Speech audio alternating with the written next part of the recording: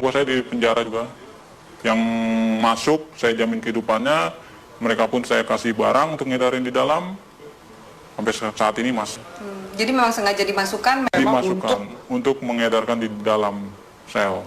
Karena kebutuhan sel tuh banyak juga, sama seperti kebutuhan di luar. Berapa persen dari 100% penghuni lapas itu pakai narkoba? Hampir semua ya. Hampir 75% dan 80% itu pemakai. Berarti sipir tahu dan kalapas tahu dong? Tahu. Itu hal umum. Karena kan kita juga masuk barang itu nggak mudah. Biasanya itu uang tip atau apa segala macam. Selalu diminta. Berapa biasa minta? Sipir berapa, kalapas berapa? Ya nominalnya masih jutaan ya, belum ratusan juta. Masih jutaan. Misalnya jutaan, sipir tuh dapat berapa sih? Sipir sebulan bisa dapat 5 juta, 7 juta. Tergantung kita bawa masuk barangnya berapa banyak. Oh barangnya sekian, ya tinggal di itu aja proses. Kalau kalapas dapat berapa sih? Kalapas dia puluhan juta.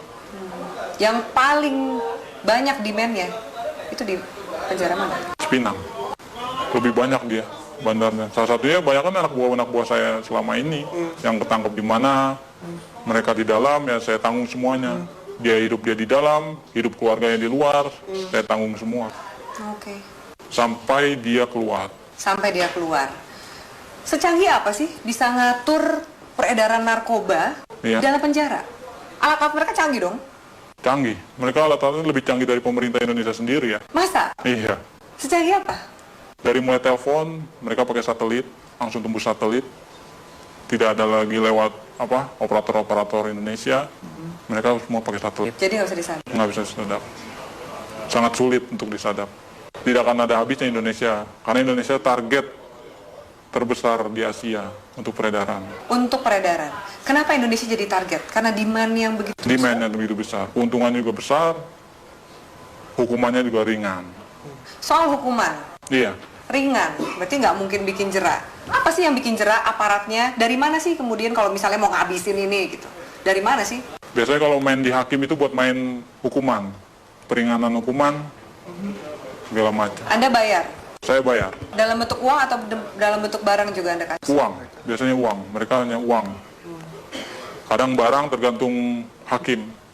Hakim maunya apa ya kita kasih. Banyak klien Anda yang hakim yang make juga? Ada banyak. Ada 10 orang ada.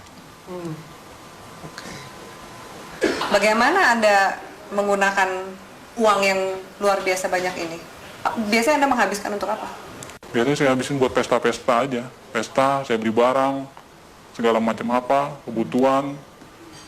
Kebutuhan dalam arti ya saya lihat orang-orang kaum-kaum yang kurang mampu juga sebenarnya saya kasih. Beramal juga? Beramal. Tapi kan dari duit seperti itu, duit haram, duit panas. Ya, istilah kata buang sial. Kalau di kalangan ini buang sial, harus. Anda nggak takut ketangkep?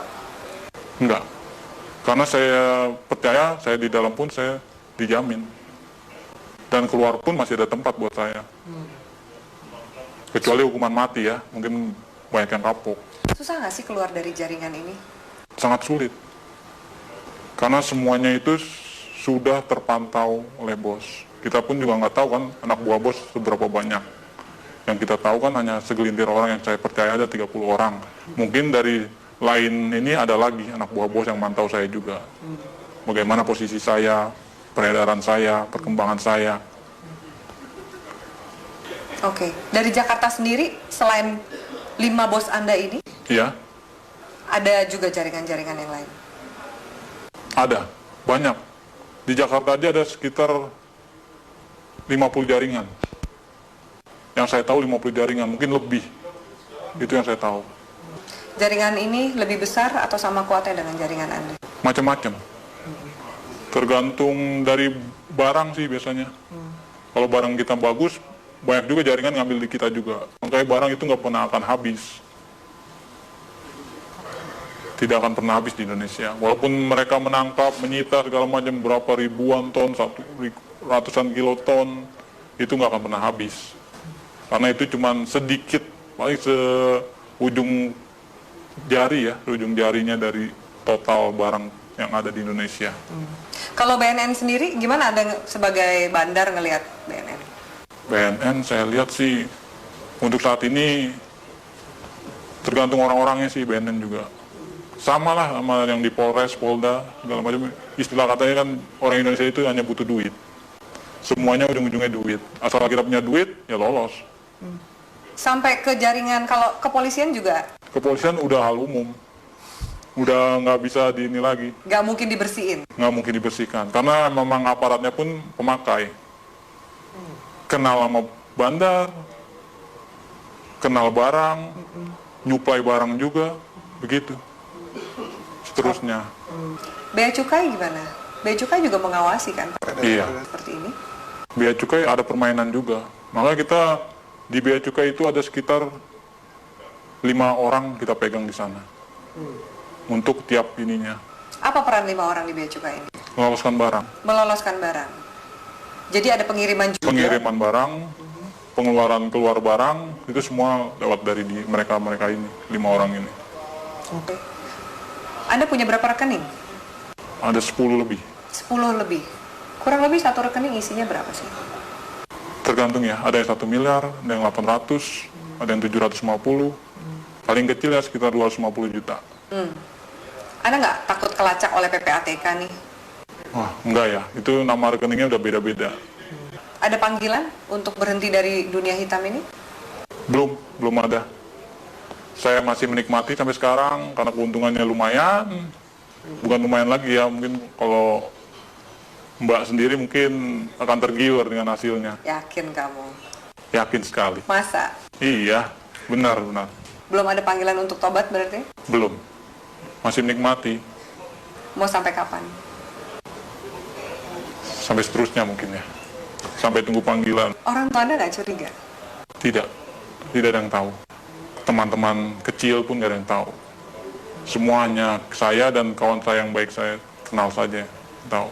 Apa enaknya punya uang banyak tapi harus bersikap seperti biasa-biasa dan sembunyi dari semua orang? Itu ya konsekuensi. Karena kalau kita terlalu vulgar pun orang akan mencolok. Ini anak kerjanya apa tapi menghasilkan segala macam, itu malah bakal menimbulkan kecurigaan.